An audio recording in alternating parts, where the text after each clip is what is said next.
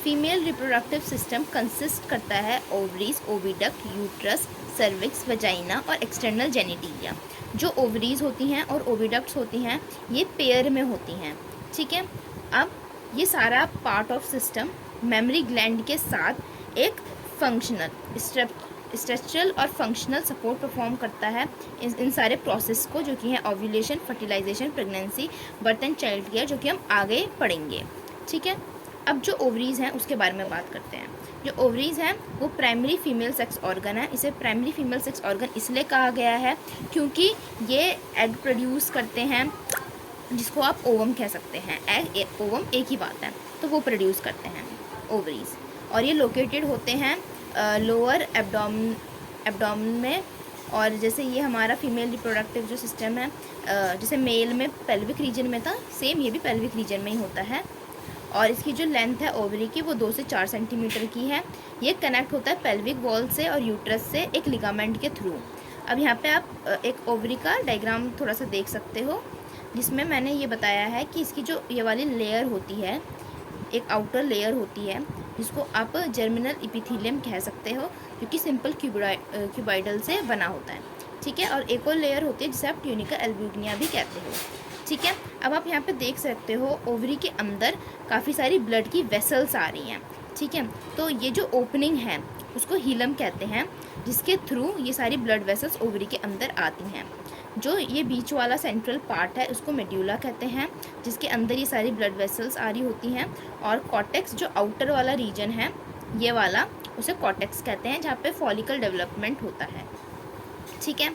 अब हम बात करते हैं एसेसरी डक्ट्स की। एसेसरी डक्ट्स में आते हैं ओविडक्ट्स, यूट्रस, वजाइना। ओविडक्ट्स को आप फैलोपियन ट्यूब भी कह सकते हो, ठीक है। अब ये जो फैलोपियन ट्यूब है इसकी जो लेंथ है वो 10 से 12 सेंटीमीटर की होती है, और ये इंक्लूड करता है आपका इनफंजिबुलम, एम्फुला और इस्थेमस। और ये जो इनफंडिबुलम है ये फनल शेप्ड है, और इसमें इसके मतलब आगे आप देख सकते हो यहाँ पे एक फिंगर लाइक प्रोजेक्शंस हैं जिनको आप फिम्ब्रे कहते हैं। इन फिम्ब्रे का काम होता है एग को, जो कि ओवरी से निकल रहे होते हैं, उनको कलेक्ट करना, ठीक है। फिर एग, जैसे मैं आपको इसमें समझाती हूँ, जैसे यहाँ पे एग बना, ठीक है।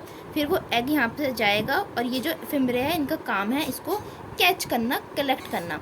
फिर ये हमारे इस फनल शेप इनफंडिबुलम में आ जाएगा। फिर उसके बाद ये एम्फुला में आएगा, और एम्फुला से इस्थेमस में आएगा। एम्फुला जो है उसमें फर्टिलाइजेशन होता है एम्पुला में, और जो इस्थेमस है वो नैरो होता है, शॉर्ट होता है, और जो कि कनेक्ट करता है फैलोपियन ट्यूब को किससे, यूट्रस से, ठीक है। और ये जो एम्फुला है यहाँ पे फर्टिलाइजेशन होता है, ये काफ़ी इंपॉर्टेंट है, ठीक है। अब यहाँ पे आप देख सकते हो मैंने बताया कि सर्विक्स है, तो सर्विक्स का ये वाला जो कैविटी है वो सर्विकल कैनाल होता है। और वजाइना का ये वाला कैविटी वजाइनल कैनाल होता है। अगर आप सर्विकल कैनाल और वजाइनल कैनाल को मिला देंगे तो आपका बर्थ कैनाल बन जाएगा, ठीक है। अब जो यूट्रस होती हैं उसकी 3 लेयर्स होती हैं, एंडोमेट्रियम, मायोमेट्रियम और पेरीमेट्रियम। अब इनके ये जो पेरी वाली लेयर होती है वो आउटर होती है और थिन होती है, और जो ये मियो वाली होती है वो थिक होती है और स्मूथ मसल्स की बनी होती है। और जो एंडो होती है वो सबसे अंदर वाली होती है, इनर मोस्ट लेयर होती है। एंडोमेट्रियम वाली साइक्लिक चेंज करती है, मतलब जब मेंस्ट्रुअल साइकिल होती है तो उस दौरान ये वाली जो लेयर है वो ब्रेक डाउन हो जाती है, टूट जाती है। मायोमेथ्रियम वाली होती है वो थिक होती है और ये स्मूथ मसल्स की बनी होती है। और ये जब बच्चा डिलीवर होता है तो उस टाइम पे ना ये काफ़ी स्ट्रॉन्ग कॉन्ट्रैक्शन करती है। और जो पेरी वाली है वो आउटर मोस्ट होती है, थिन होती है, जो कि मैंने आपको ऑलरेडी बता दिया है, ठीक है। तो ये था पूरा डायग्राम फीमेल का, जिसमें सब कुछ एक्सप्लेन कर ही दिया है जनरली मैंने।